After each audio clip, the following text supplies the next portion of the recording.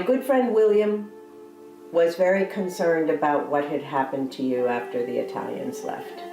So I told him that I would go look for you and see if I could find you. What did you think of me when you first met me for the first time in Afghanistan? You looked very sour to me. You had this scowl on your face and you weren't happy and you were looking at me like, who is this woman bothering me? I was thinking I was glad to have found you safe and sound, and that William would be very happy to know you were okay. You met me in 2007? Mm-hmm. And when did we come to the U.S.? 2009. You know, Dr. William knew that your hospital had been closed down very suddenly, and after he left Afghanistan, and was very worried about what had happened to you when the hospital closed. So I told him I would go look for you. I think you felt... Another amazing person here from the New England area. And don't forget, Cuban Mike is going to be coming back out also. So let's now put our hands together for a conversation that we have together. And I'd like to focus our attention on a foundational matter. And that is life itself.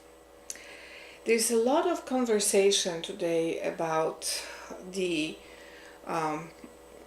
situations connected with health of the earth, with our health, and it's very important. But we have to understand one thing: there cannot be health if we do not understand the origin of life and how to supply healthy life so that we can rejoice in that healthy life and have power and strength to heal all kinds of health problems. When the traditional way was developed to bring children up, to teach us how to live, we relied on our ancestors' knowledge that got this information from their ancestors all the way to the original parents of mankind, Adam and Eve.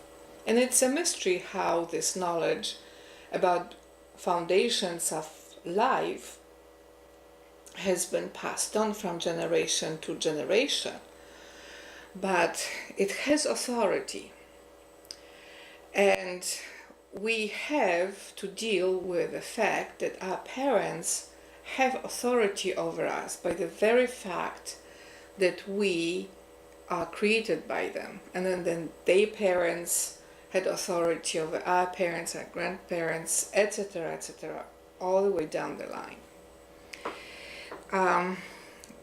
When we look at Israel got knowledge about life from God himself directly.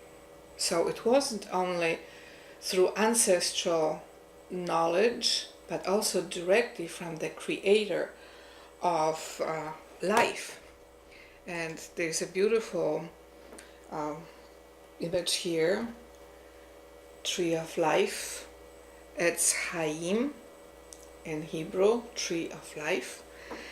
And when we want to know more about this, we have to look also at some of the prayers that God taught while revealing his view on tree of life. So we have the genetic, natural law view of life, and also the revealed view on life, on tree of life.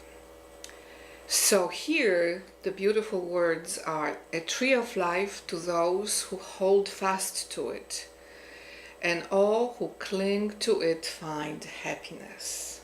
Its ways are ways of pleasantness, and all its paths are peace. And then it continues further down into the second part of this beautiful poem. Return us, O Lord, to you, and we shall return. Renew our days as in the days of old. Renew our days as in the days of old. So we have a situation here in which we understand that something needs to be done about the earth and about our lives, about the health situation. But people are looking only to human solutions, more insurance systems, more penalties to industries for polluting. But when you look at the conversations in media about that topic, no one really, with the exception of a few faith-based groups, no one really talks about the foundations of life within our nature and within the revelation that God gives to us, so that we can deal with shortcomings of our nature. And some of you know my story. I was very seriously injured in a car accident, and nature was creating lameness and just disappearance of my life because of this constant stress. And then God's divine miracle came in and restored the injured part of my life to His ways, His measurements. And ever since that time, I haven't been walking with a limp. I have normal walk. So, considering that it's almost 20 years, in my life, I've had 20 years of not only life, but walking on two equal lengths legs. And the alternative would have been either the end of life 20 years ago, or horrible pain and suffering caused by lame walk, and that would have meant probably wheelchair and other bad situations. So in my life, I experienced that knowledge of natural tree of life, and then divine intervention to bring to healing a situation in which our natural life was incapable of being healthy and sound and in the right shape. So God restored the right shape, but also a new destiny. Because ever since that time, I understand that we have destiny divine by virtue that it is defined and nurtured and nourished by God Himself, and then we have other kinds of destinies. So, ever since that time, I understand that a tree of life has to be connected to divine will, and that is exactly what did not happen when original sin took place of God's favor in paradise, and then Adam and Eve fell and have been exiled and unable to connect to God until divine hand and divine will reconnected them with paradise. So we all ancestry of original parents, so we all can connect to this grace of God and understand it. Now, what I'm saying is not yelling loud that God is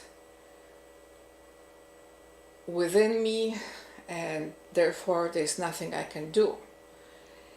Presence of God and God's grace to repair what nature is unable to do on its own restores nature to a high level, but doesn't distort it, does not deform it. So divine presence has to align with nature, and nature has to align with divine presence and divine will. And that's how we experience happiness that comes from that harmony with the will of God and presence of God. How is it important to understand this in the context of the earth? We have to have that restoration of the earth from God Himself first. And then other things will come to the right place. Because in a situation when those who pollute the earth and those who want to repair it without God's presence, the situation only becomes filled with more violence, more threats, and more damage done to the earth. Whereas when divine light and divine life and divine direction comes to all of us, then we'll see the wisdom of the right motions to bring the right repairs to the earth, but already within the foundations of the tree of life that comes from God's allowing us to connect to it again. So this connection to the tree of life also connects us to divine pleasantness, divine joy and pleasure that comes from within not only our nature but also divine presence that makes it healthy and right. And that kind of connection to God's ways creates knowledge about the right path to peace, because peace is a desirable situation, because when there is peace, people can focus on their lives and they can enjoy family life, national life, international life. They can understand how to connect to the ancestral knowledge, how to connect to faith and order that comes from knowledge of divine ways, but also from the heritage of our ancestors. And when we have that foundation of peace in our visions, we also should know how to travel to this peace, how to achieve this peace, how to connect to this peace so that the paths themselves are peaceful. And that is a teaching that is of great power and can only be grasped by faith and openness to divine ways. Today, a lot of the attempts to reach peace is through violent means.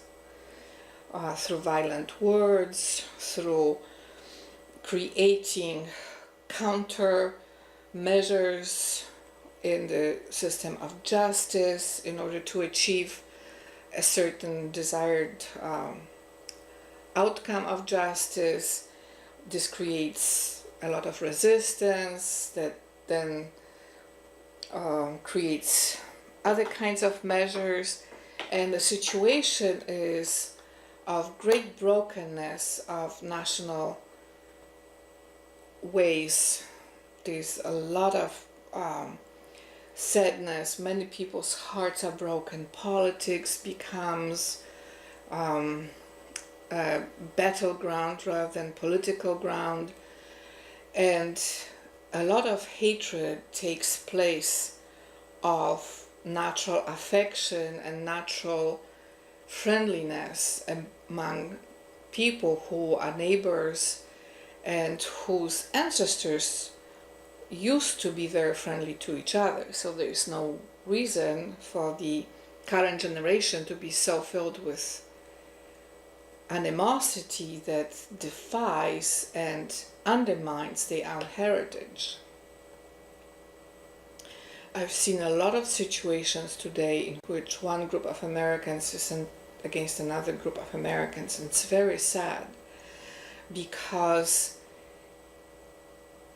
America was founded on principles of conversations and reasoning and logic.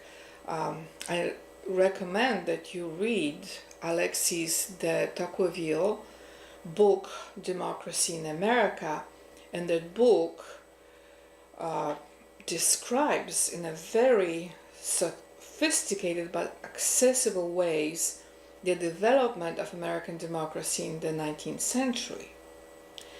And when you look at a lot of what is happening today, it almost is a landscape of people who lost connection to each other, lost ability to solve their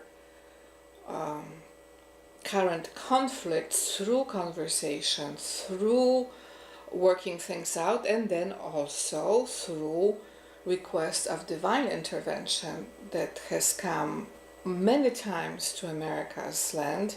There's even a traditional saying that confirms God's presence in America's life by saying that God loves America. And God loves America in a very powerful way and has been with this country for his own purposes. So this leads me to another topic, which is that we have our purposes for our desires and our business plans, but God also has his purposes for his desires and his business plans. And in order to be successful in the long term and in the intergenerational time scales, we should know and inquire and learn what God's purposes are.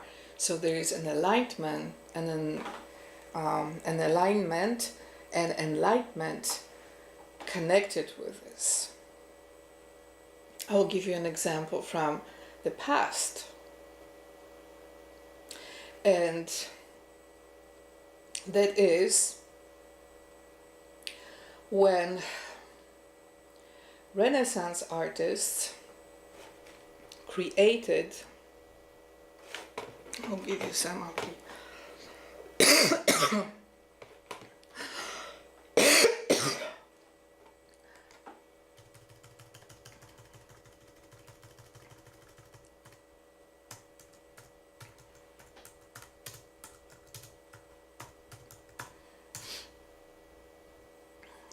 the great Leonardo da Vinci. In a time of genius and a time of blood, a bastard child grows into a man. Servant of kings, survivor in a land of assassins, he builds an extraordinary legend in a place where life is cheap. Skilled in the mechanisms of war and the workings of power, he creates the timeless masterpiece, the brilliant invention, and survives another day. Veiled in secrecy, marked by genius, and driven by his own code of survival and success. A man for all seasons, and a mystery for the ages. So you have here the name of the famous Da Vinci and the code he lived by. So the next step in our national conversations should be to think about a code that would help us connect our desires and lives in such a way that we promote Tree of Life, that we promote foundations of life as an important building that would house us in our different opinions. So in order to create success that would be in alignment with life, we have to understand that it is very important to create ways in which we can deal with our differences without destruction of life. One of the great technological inventions of the 20th and 21st century, the internet, has that as the desired purpose, to allow all kinds of opinions to be present on platforms that supply security and safety for those diverse opinions to be expressed. Some people today try to destroy that by destroying communications of many groups of people and only allowing themselves to be expressing the opinions and their knowledge. But that is exactly what the Tree of Life would be against. So in order for us to create that metaphor of healthy forests that are thriving and that are resistant to destruction, we have to come back to what Da Vinci understood, and that is that harmony between our knowledge and our artistic ways and expressions and divine inspiration that provides life and life of blessed way to fulfill it. Because if some people have desires to create great things, but then they don't have life to supply time and energy to do it, then we understand that a project like this will not be successful. It will end up in failure. But when we have our desires and images of beauty and our ways connected to divine tree of life, then he provides life and light, and then he guides us in his